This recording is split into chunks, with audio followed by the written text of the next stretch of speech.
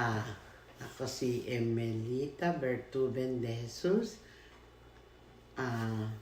Pinanganak ako sa Marilao, Bulacan. Ang parents ko ay pinanganak din sa Bulacan. At lahat ng kapatid ko sa Bulacan din pinanganak. Lahat kami taga Bulacan. Ang kapatid ko, 8. Lahat sila graduate ng college. Tapos ako, hindi rin tapos. Hindi kami pinatapos ng tatay ko. Pinagtrabaho kami. Ayoko na. Siyempre, hindi na.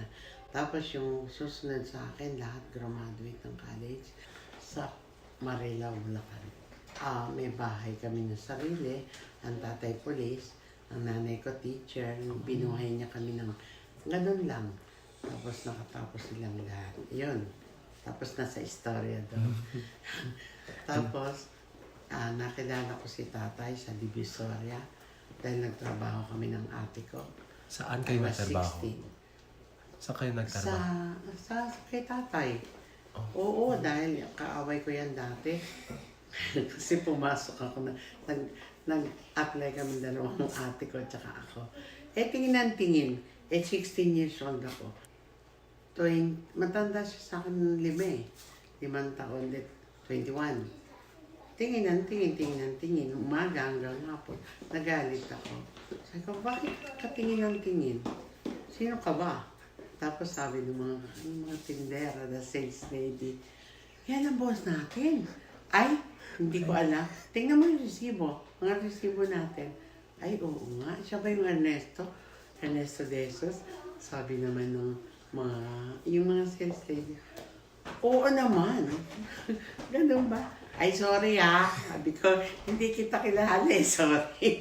Okay, sabi niya, hindi man niya masalita. Okay lang.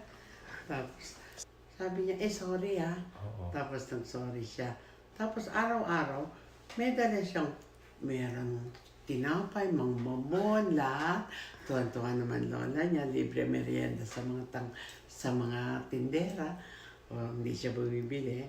Maraming dala siya minsan kung ano prutas, gano'n. Tapos nung isang araw, sabi ko, ba't pa ihatid mo kami? Kami ng ate.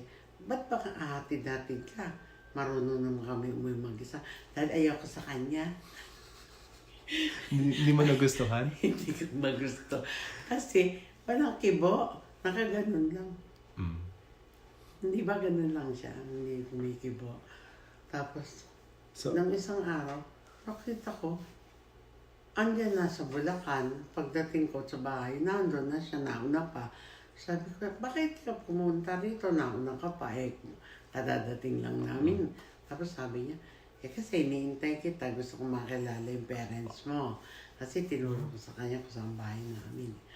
Tapos pagdating, ang tatay, gustong-gusto siya. Napakabait daw na tao, magalang, walang kibo. Hindi bastos. Sabi niya, gustong-gusto ko yung batang yon. Sabi, 1 taon yan, lumigaw sa akin. 1 taon. Isang taon. Ayoko talaga. Tapos, sabi ni tatay, dahil ayaw nga ni tatay ng may mangyari pang hindi maganda ulit. Sabi niya, mula ngayon, pag hindi mo yung kinakausap, huwag mo nang papuntahin. Pero hindi ka napapasok ng trabaho. Pero may anak na kami, may anak na si ate, na nadala ko na sa Bulacan. Doon ako nag-askaso mula sa Maynila. Doon sa tinirahan namin kapatid ni Nanay Luz. Ako nagdala sa ospital, ako nagdala kay Grace. Uwi. Kasama si tatay. Tapos, pagdating, gusto siya yung tatay pumping talaga. Tapos mga 1 buwan pa, sabi niya sa akin, magpapasko na kasi. Magpapasko na? 1 taon na akong pabalik-balik. Ayaw mo ba sa akin? Pupunta kasi akong China. Ando ng bodega. Doon ako sa bodega. Dinadala ng tatay ko. So si Tatay Ernesto pupunta sa China? Nagpunta talaga siya bago kami kinasal. Tapos sabi ko, iisipin ko pa Sabi ko, nag-iisip ka ba 1 taon na? Hindi ba yung iba nun sa matanda, sabi, pag sumunod ka sa magulang mo, maganda ang pupuntahan. Sumunod ako. tuwan-tuwa yung mga inchi ko. Oo, Kasi talaga? mahusay ako magbenta. Madaldal kasi ako. Tapos, yung lola niya, tuwan-tuwa, pumapalakpak. Pati yung tatay niya, Leso, swerte, swerte. Yeah. Ganyan. Tuwan-tuwa silang lahat. After 1 week, punta na sila sa Bulacan. Tapos noon, nagpuntahan yung mga kamag-anak niya sa bahay namin. Pinag-usapan na ang kasal, January 10. Oo, kasal. Okay. December yun, Pasko. Bilis. Oo, ang bilis naman. 2 linggo lang, kakasal na kami. January 10, December 25 yun. At nagpagawa na sila ng pangkasal, mga baro na, mga sapatos niya, yung mga ganun, nakahanda na. Naku, ang simbahan, pinakamagandang kasal sa amin sa Bulacan. Napakaganda ng kasal namin. Nakasindi lahat ang ilaw, may kumakanta sa taas ng simbahan. Ang daming tao. 100 nga bisita namin sa restaurant.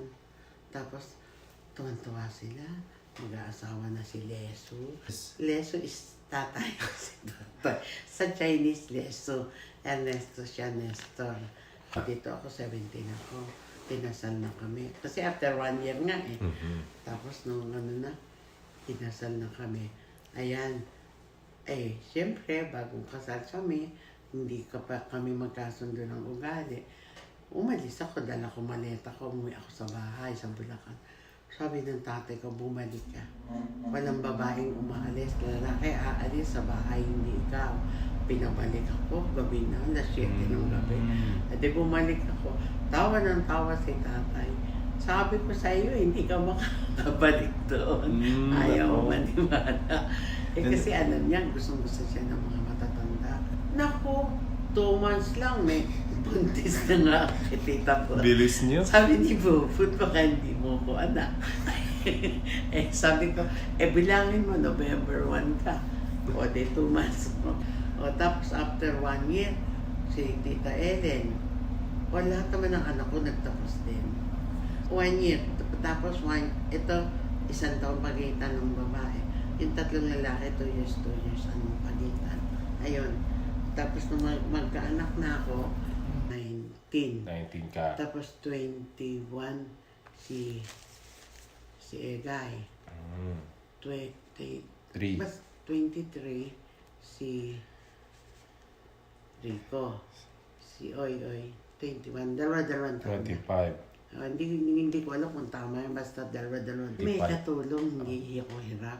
Kasi marami akong katulong na babae. Naglalaba, naglilinis ng bahay. So, pwede kayo magnegosyo? Oo. Pero, hindi lahat na pupuntahan ko. Hindi pa ako buntis. Pupunta ako sa ibang business nila. Kasi family business yun. Maraming negosyo.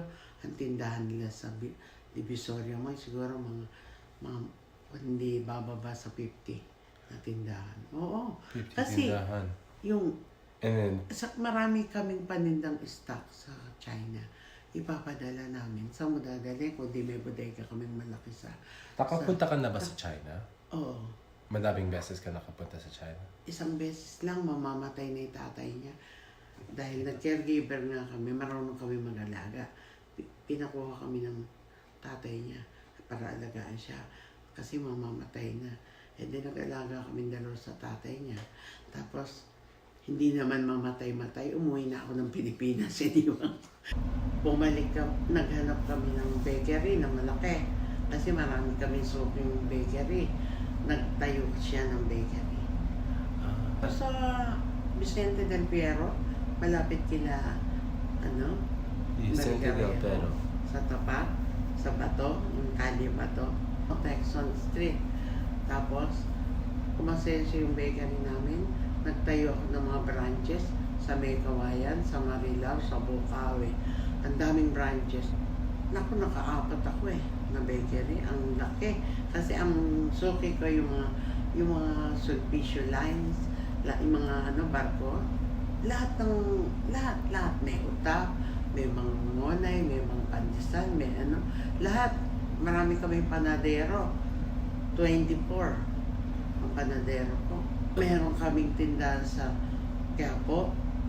Ang aking hanap buhay, meron pang isang pwesto sa Ilaya para sa amin. Yung noon hindi na yung Ilaya, nandun na kami sa Divisoria Mall, yung magandang mall doon na tinayo. Nasa second floor kami. Nang kaya po, umaandar, hindi na ako may-ari. Dahil nasunog yun sinunog ng Burlington, nakatabi ko, pinasunog yung tindahan ko. Bakit? Kasi mababa kami magbenta, kasi wholesaler kami. Siya retailer na. Burlington mismo nagpasunog ng tindahan ko sa Quiapo. Nahuli ng polis, pinakulong ang may-ari ng Burlington. Papunta na kami Amerika. Hindi ko na alam kung ano nangyari. 92? Hindi ko matanda, pa 92. Okay. Kasi dito sa rancho. Andito si Tita Bobot dyan sa apartment. Diyan. Tapos nagtrabaho akong kay Greber. Hindi ako sanay. Pero yung lahat ng napasukan kong caregiver at lahat naging kaibigan ko. Hindi ba yung iba, imbitado ko pa sa birthday ni Papa, ni birthday ni tatay, nung 80th birthday niya. Andun yung Ruth Delgado, yun ang may-ari ng Delgado.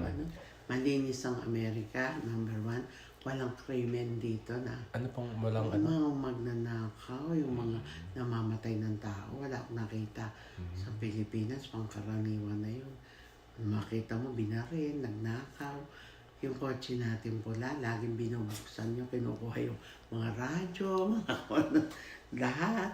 Kinukuha nila yung radyo nun, tatakpan ng tatay mo yung takip na loan ng gano'n, kukunin yung pantak. Lahat kinukuha. Yung hapon doon sa... Oo, ginaganyan kami ng bayneta, yung bayneta, alam mo? Oo, yung bayonet, bayonet. Maliliit pa kami. Pak! Kasi nakakapit. Para yung mga sinjalya, nakayakap sa palda ng mama niya. Parang ganyan kami, tatlo. Si Kuya Ando, ang ate ko, tsaka ako, maliliit pa kami. Nakayakap kami sa palda ng nanay ko. Ginanyan kami bayneta, hagis kami sa kabla. Ay nako, naiyakan kami tatlo. Siyempre, maliliit pa kami, parang sila, Angelia. Tapos, gusto siyang repen. Meron kaming poon, yung cross na nakagano, nakadipa, yung Jesus. Tapos, iyon, nagdasal siya doon. Sabi niya, pag-imalaan niyo po ako, ganyan, tulungan niyo po ako. Tapos yung hapon, paglilis ng palda niya gano'n, what's that? Akala, galis. Hindi, wala naman siyang galis. Makinis yun. Tapos, umalis siya. Iniwanan siya. Pinag-imalaan siya ng Jesus Christ. Yung Jesus Christ nga yan, alam mo kung nasaan? Yung i-donate namin sa chapel sa Bulacan. Kasi mahimala kung saan mga taong buhangin. Dinlagay namin sa church para hindi makuha. Nagdasal ako doon, tinutotoo niya, binibigay niya, nagdasal ako makarating ito dahil si Maring na din, aalis na sa DFA.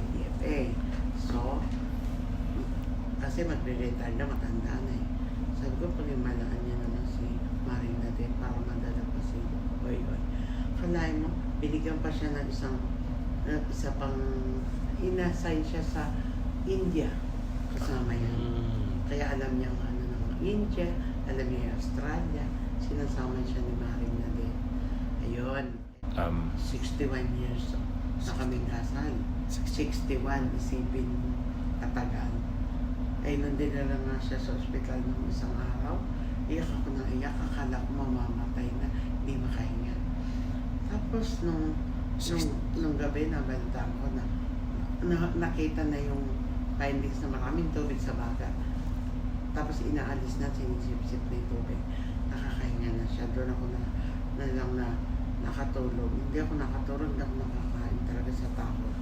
Kasi, sabi ko, 61 years, pati masakit ko, 7 years yung nagkasakit akong ganito, hindi ako makalakad.